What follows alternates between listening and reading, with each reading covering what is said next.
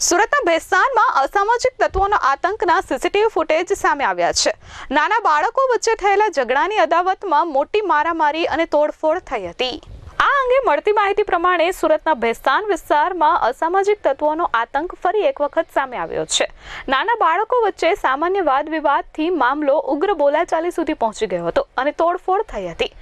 મળતી માહિતી પ્રમાણે ઇરફાન અને બાબા પાર્સલ વચ્ચે અગાઉથી વિવાદ ચાલી રહ્યો હતો। જો કે આ વખતે બાળકો વચ્ચેનો સામાન્ય ઝઘડો મારામારી અને ઘરમાં તોડફોડ સુધી પહોંચ્યો હતો। સ્થાનિકોએ જણાવ્યું હતું કે બાબા પાર્સલ પોતે ભેસ્તાન આવાસમાં માથાભારે છાપ ધરાવે છે અને અગાઉ પણ તેના વિરુદ્ધ ષડયંત્ર અને મારામારીના 2 ગુના નોંધાયેલા છે।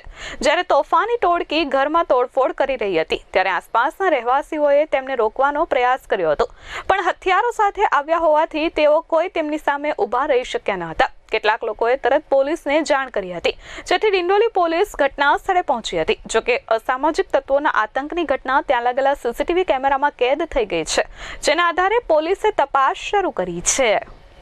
Bureau report S24 news Surat.